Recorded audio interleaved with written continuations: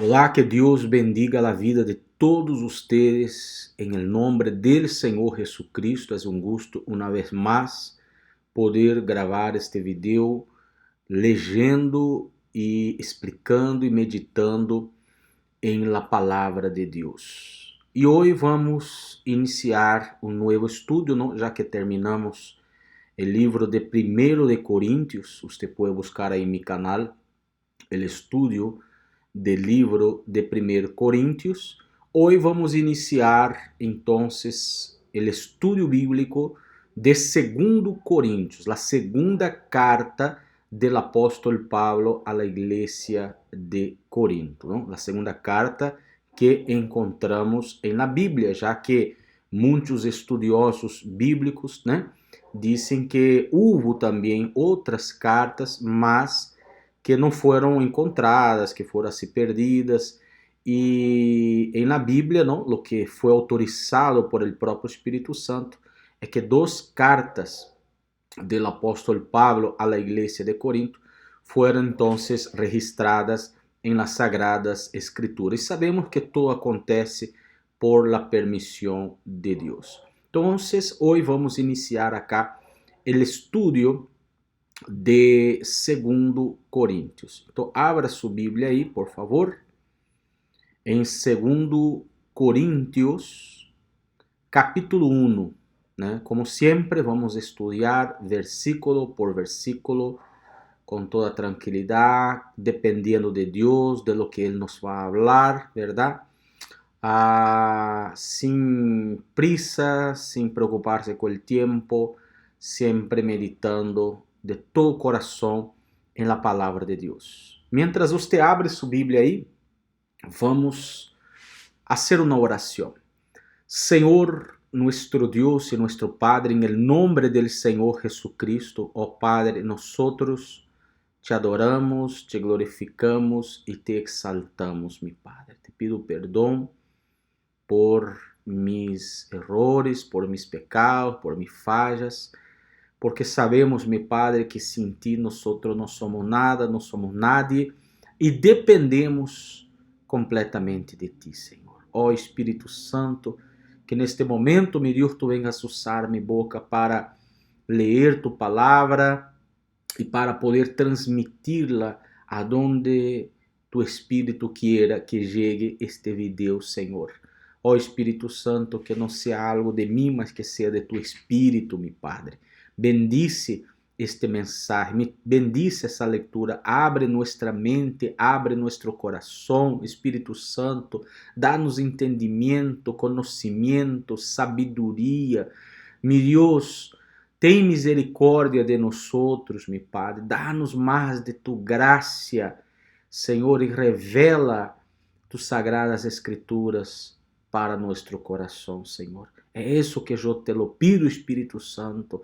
Dirige estes minutos, estes momentos que vamos estar acá leyendo e meditando em tu palavra, que seja para nosso crescimento, para nossa renovação, para nosso fortalecimento espiritual, meu Padre, porque dependemos 100% de ti. Em nome de Jesucristo, meu Deus, eu te lo pido. Amém e graças a Deus. Muito bem. Siempre usted tiene que tener su Biblia para comparar, ¿no?, lo que yo digo con la palabra de Dios. Usted nunca debe creer 100% en la palabra de un hombre, aunque tenga el título de pastor, aunque tenga el título de apóstol, el título que sea, no deja de ser un hombre, ¿verdad? Entonces usted tiene que comparar lo que ele disse. Assim você vai saber quem é o verdadeiro e quem é o falso profeta, né? Predicador, comparando com as sagradas escrituras. E esse é o objetivo desses estudos bíblicos, para que você conozca a verdade, para que você conozca a palavra de Deus e assim você não seja enganado por los charlatones, por los falsos profetas. Tá bem? Bueno, acá em 2 Coríntios capítulo 1, esta carta del apóstolo Pablo a la iglesia que estava em Corinto empieza de la siguiente maneira. Dice assim: Pablo, apóstol de Cristo Jesús, por la voluntad de Dios, y el hermano Timoteo, a la iglesia que está en Corinto, con todos los santos que están en toda Acaya. Gracia y paz a vosotros da parte de Dios nuestro Padre y del Señor Jesucristo. Então, as primeiras palavras de Pablo nesta carta são identificando-se, ele se identifica, né? Ou seja, ele mesmo está dizendo aqui, sou Pablo, quem les escreve, não? Para que não houvera dúvida que esta carta viniera de ele. E ele se identifica como apóstolo. Apóstolo. Vamos falar um pouco sobre o que é um apóstolo. A palavra apóstolo significa enviado. Enviado, correto? E o apóstolo Pablo, ele foi enviado por quem? Quem o enviou? Quem o enviou foi o próprio Senhor Jesucristo. Pablo era um fariseu, ele era um fanático da religião judaica, ele não creia em Cristo, em Jesus, mas quando Jesus se lhe apareceu no caminho de Damasco e lo escogió para ser seu apóstolo, para predicar o evangelho a los gentiles, entonces Pablo neste momento tuvo um encontro com Jesucristo. Se arrepentiu de seus pecados, nasceu de novo e a partir de aquele momento ele começou a ensinar e a predicar o evangelho por todos os lugares, inclusive através de cartas, né? E graças a Deus estas cartas também chegaram a nós. Então, só houve 12 apóstolos escorridos por Jesucristo, ou melhor dizendo, 13, porque Pablo foi escorrido fora del tempo. Então, foram 13 apóstolos. E o último de los apóstolos escorridos por Jesucristo foi o apóstolo Pablo. O último apóstolo escorrido por Jesucristo foi o apóstolo Pablo. Então, se você escuta alguém usando este título, eu sou um apóstolo, então é um falso apóstolo, porque o último foi o apóstolo Pablo. Porque para ser um apóstolo de Jesucristo, tendria que ser enviado por el próprio Senhor Jesucristo. Jesus chamou aqueles 12, separou os 12 e disse, a partir de agora, ustedes 12 são apóstolos, serão enviados para predicar o evangelho. E Jesus apareceu por último ao apóstolo Pablo e lo enviou. Tá? Então não foi algo da imaginação de ele, não foi ele que decidiu que seria um apóstolo, não foi um outro apóstolo, não foi um outro pastor que lo dijo que tinha que ser um apóstolo, não. Foi o próprio Senhor Jesucristo. Esses apóstolos que existem hoje dia, eles mesmos se põem o título de apóstolo, ou alguém de sua religião, né, de sua secta, diz, a partir de agora vas a ser um apóstolo. Então, essas pessoas não são dignas de confiança, porque não estão andando segundo a Bíblia, não estão andando segundo a palavra de Deus. E você não pode confiar em alguém que contradice as Escrituras, porque o homem de Deus, ele não tem que inventar nada, ele não tem que añadir nada, ele simplesmente tem que agarrar o texto bíblico e leerlo a las personas e dar-lhes entendimento, explicar o texto bíblico a las personas. Esto es el papel del pastor, del predicador. ¿Está bien? Enseñar la palabra de Dios. Porque mucha gente lee la Biblia, no entiende, no comprende. Entonces el pastor él tiene que ser como un maestro. El pastor es un maestro. El predicador nada más es un maestro que explica la palabra de Dios. Pero si este hombre está inventando cosas que no están en la Biblia, entonces es un falso maestro.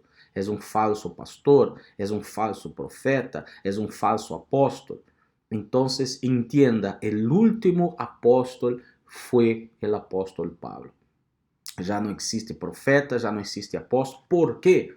Porque Deus usou no passado estes homens para escrever a Bíblia. Jesús apareció para ellos, el Espíritu Santo en persona, y les dijo lo que tenían que hacer, les dijo lo que tenían que decir, y ellos escribieron lo que Jesús les dijo. Entonces, la autoridad única es la Biblia. No existe otro libro que tenga autoridad como la Biblia. La Biblia son los 66 libros, está cerrado el canon bíblico, es toda la palabra de Dios. No necesita más nuevas revelaciones, no necesita más sueños, adivinación, nada de esto. Porque todo lo que Dios quería decir ya dijo a sus profetas y apóstoles. Y hoy la iglesia tiene que estar fundamentada o fundada encima, né, sobre o fundamento de los apóstolos, de aqueles 12 ou 13 apóstolos, que o último foi o apóstolo Pablo. ¿Está bem? Então, não devemos creer em outra coisa que não seja a Bíblia. Se alguém vem dizendo, que Deus me dijo que eu sou a boca de Deus hoje e que Deus habla por meio de mim para traerte novas revelações, sal fuera deste tipo de gente, porque são falsos maestros, falsos profetas, ou aquele que diz, Deus me mandou decirte, Deus não mandou nada, são coisas da cabeça de eles, são mentirosos, são enganadores, o próprio Satanás, o próprio diabo, muitas das vezes, usa estas pessoas para confundir a mente das pessoas, para, sabe, sacar as pessoas da verdade. Por isso, estude a Bíblia, leia a Bíblia, para não ser enganado por los falsos maestros, por las falsas iglesias que, mejor diciendo, son sectas, nada más, sectas. ¿Está bien? Entonces, Pablo dice, apóstol de Cristo Jesús por la voluntad de Dios. ¿Viste ahí? No es la voluntad de Dios, no soy yo que elijo seré esto, seré aquello. Es el Dios vivo que elige a quien Él quiera, cuando Él quiera, como Él quiera. Y el último apóstol que Jesús quiso dejar como su apóstol fue el apóstol Pablo, y de esto habla las escrituras, esto está claro en la Biblia y eso no se puede cambiar, ¿ok? Timoteo era un hijo en la fe del apóstol Pablo, era un pastor también, un discípulo de Pablo, así que los dos ahí en este momento estaban juntos, ¿verdad? Enviando esta carta a la iglesia de Dios que está en Corinto, con todos los santos que están en toda Acacia. O sea, esta carta sería para la iglesia que estaba en Corinto, pero Pablo también tenía conciencia que esta carta sería enviada a todas las iglesias, en todos los países, en todas las ciudades, porque era la palabra de Dios, era inspirada por Dios. Y hasta hoy esta carta está en nuestras manos porque es inspirada por Dios, está en la Biblia, es la palabra de Dios. Tenemos que leerla constantemente, estudiarla, tenemos que meditar y practicar las enseñanzas, ¿no? Y dejarnos guiar por las enseñanzas, por las palabras escritas en esta carta. La palabra santo significa separado. ¿Está bien? Entonces, a todos los santos significa a todos los cristianos. A todos los cristianos, porque todo cristiano es un santo.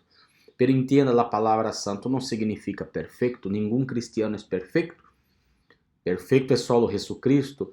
Cuando Pablo dice a los santos, él estaba diciendo a los separados, a los escogidos, a los cristianos, a los hermanos. ¿Ok? ¿Dio para entender esto? En el versículo 2, él dice, gracia y paz a vosotros de parte de Dios nuestro Padre y del Señor Jesucristo. Gracia significa favor inmerecido, o sea, los favores de Dios Él nos da por su gracia, por su misericordia. No merecemos, pero por su bondad, por su amor, por su benignidad, Ele nos dá, Ele nos bendice. Ou seja, não necessitamos fazer nada para que Deus nos bendiga. Simplesmente creer em Ele, creer em Sua palavra, já é suficiente para que Ele nos bendiga. Então, a graça de Deus é suficiente. Por isso Paulo saluda graça e paz. Graça y paz. Favor de Dios y la paz de Dios. Y la paz de Dios no es la paz en el mundo, porque los cristianos en el mundo no tienen paz. Usted ve que en el mundo tenemos aflicciones y toda esta paz que el apóstol Pablo está diciendo acá es la paz interior, es la paz en medio de la tormenta, es la paz en medio de los problemas. Podemos estar en una tempestad, en una situación difícil, una situación desagradable, en medio a luchas, problemas, tribulaciones, mas cuando colocamos nuestro pensamiento en Dios, nuestro corazón en Dios, nuestra fe en Dios, entonces viene una paz, una certeza de que Ele está com nós, de que Ele está mirando e de que Ele está en el control de todo. Esta es la paz que Pablo desea a la iglesia de Corinto y a todos los hermanos. ¿Está bien? Esta paz y esta gracia que viene de la parte de Dios, nuestro Padre, y del Señor Jesucristo. Así es el saludo inicial del apóstol Pablo. Usted ve que solo en el saludo ya es motivo de leer y de estudiar, porque en este saludo ya aprendemos muchas cosas, ¿verdad? Vamos continuar acá. En el versículo 3, él dice así: bendito sea el Dios y el Padre de nuestro Señor Jesucristo, Padre de misericordias y Dios de toda consolación, el cual nos consuela en toda tribulación nuestra, para que nosotros podamos consolar a los que están en cualquier aflicción con el consuelo con que nosotros mismos somos consolados por Dios. Bueno, então Pablo, ele disse acá no versículo 3, bendito sea el Dios y Padre de nuestro Señor Jesucristo. Então existe, né, el Dios Padre, el Dios Hijo y el Dios Espíritu Santo, lo que llamamos de Santísima Trinidad, tá? El Padre es Dios, el Hijo es Dios y el Espíritu Santo es Dios. Son tres personas, ¿ok? Y estos tres son uno solo. Elvis, ¿y cómo se explica esto? Que son tres y a la vez son uno. Esto no tiene explicación. Los pensamientos de Dios son más altos que nuestros pensamientos. Simplemente tenemos que creer y aceptar, porque así está escrito en la Biblia. Así está escrito en la palabra de Dios. No hay contradicción en la palabra de Dios. Simplemente aquello que no entendemos es porque Dios tiene en misterio todavía. Pero un día, cuando estemos con Él en el cielo, en los nuevos cielos, en la nueva tierra, ahí vamos a entender perfectamente. Por mientras sabemos que el Padre es Dios, que el Hijo es Dios, que el Espíritu Santo es Dios, que los tres siempre existieron antes de la creación del universo, antes de la creación de los ángeles y de los hombres, siempre estuvo en armonía el Padre, el Hijo y el Espíritu Santo. Son tres personas distintas, cada uno con su personalidad, pero los tres son uno solo. Siempre fueron. Por eso él dice, bendito sea el Dios y Padre de nuestro Señor Jesucristo, Padre de misericordias. Então Deus é um Deus misericordioso e Deus de toda consolação. Então Deus é um Deus que tiene misericórdia de nosotros, Dios es un Dios que nos consuela, como él dice en el versículo 4, el cual nos consuela en toda tribulación nuestra. ¿Qué significa una tribulación? Tribulación es diferente de problemas, ¿ok? Problema todo ser humano tiene, cristianos y no cristianos. religiosos, ateus, não importa a religião, não importa a nacionalidade, todo ser humano passa por problemas. Pero solamente los cristianos pasan por tribulaciones. Tribulaciones son dificultades, son problemas, son persecuciones, son angustias, son sufrimientos que uno pasa por ser cristiano, por tener fe en Dios. O sea, todo cristiano, unos más que otros, sufre por la fe en Jesucristo. Seremos perseguidos, seremos humillados. La Biblia nos muestra que muchos fueron muertos, asesinados, né? Decapitados, quemados, apedreados, azotados, enfim, presos, por causa, simplesmente porque creyeron en el Señor Jesucristo. Y son tribulaciones. Y en el momento de las tribulaciones, es el momento que más tenemos que confiar en Dios, esperar en Dios, y el Espíritu Santo viene a nosotros e nos consuela e nos traz essa paz interior, essa força para seguirmos adelante. Então você vê acá que Pablo disse isso no versículo 3. Bendito seja o Deus e Padre de nosso Senhor Jesucristo, Padre de misericórdias e Deus de toda consolação. Toda consolação. Mira a palavra toda. Toda. Não precisamos de outra. Toda consolação viene de Deus. Ele é todo para nós. El cual nos consuela em toda tribulação nuestra, para que nós podamos consolar a los que estão em qualquer aflição, com el consuelo com que nós mesmos somos consolados por Deus. Ou seja, Deus permite que passemos por lutas, por problemas, Ele nos consuela.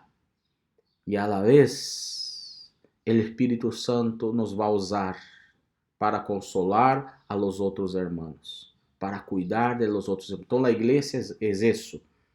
A igreja é como uma família. Uno ajuda al outro, uno consuela al outro. Claro, todos sendo usados por el Espírito Santo. Ok? Versículo 5. Porque assim como los sufrimientos de Cristo son nuestros en abundancia, así también abunda nuestro consuelo por medio de Cristo. ¿Tá? Entonces, así como Cristo también fue atribulado, nosotros también somos atribulados, ¿verdad?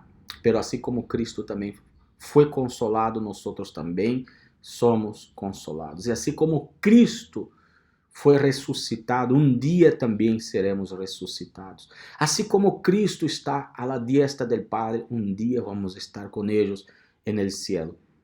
Então, todo lo que passou a Cristo também nos vai a passar a nós, ok? Pero se somos atribulados, es para vuestro consuelo e salvação.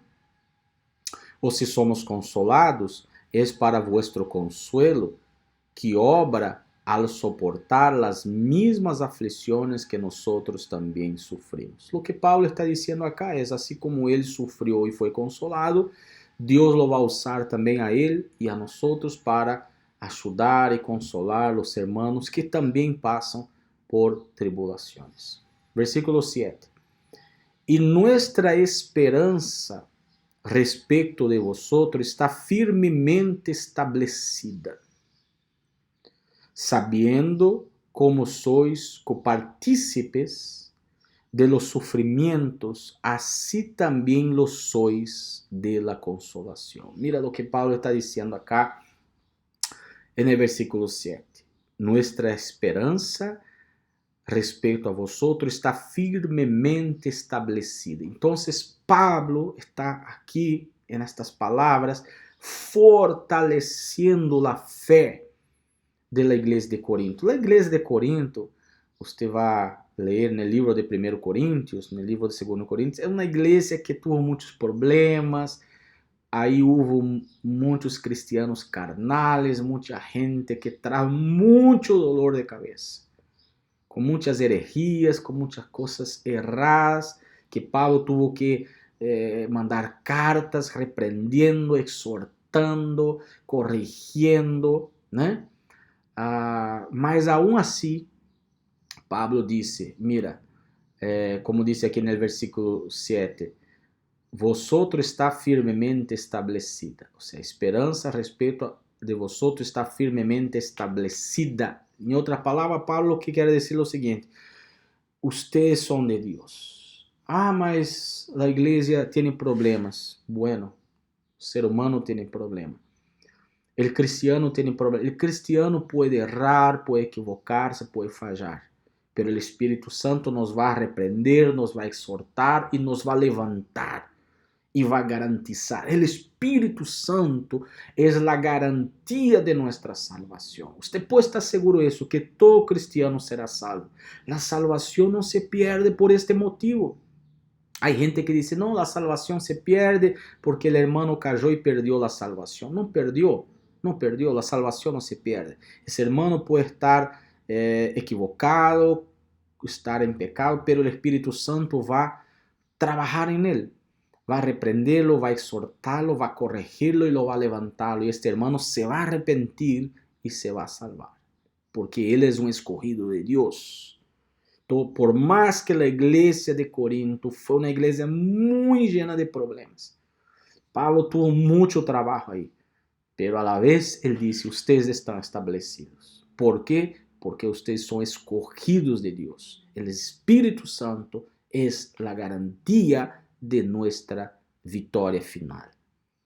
El Espírito Santo es la garantía. Esto es lo que nos trae alegría. La garantía no está en mí, no está en mis fuerzas, en mi sabiduría y mi capacidad. La garantía está en el hecho de que el Espíritu Santo está dentro de mí. Esto es lo que trae la garantía de mi salvación. Amén. Entonces, eso que él quiso decir acá para a igreja de Corinto, não? Que já estava estabelecida. Tá? Estabelecida. Versículo 8 ele disse, porque não queremos que ignoreis, hermanos, acerca de nossa aflição sofrida em Ásia. Então, Pablo sofreu muito em Ásia, muito. E aqui ele está dizendo para a igreja, não? Que não ignorassem aquele sofrimento. Porque fuimos abrumados sobremaneira, mais allá de nossas forças, de modo que hasta perdimos a esperança de sair com vida. Então, Paulo está dizendo acá para a igreja de Corinto que houve momentos na vida de ele. Aqui Paulo está dando um testemunho personal. Houve momentos na vida do apóstolo Paulo. O apóstolo Paulo, sem lugar a dúvida, foi o apóstolo que mais sofreu. Ele foi apedreado várias vezes por predicar o evangelho.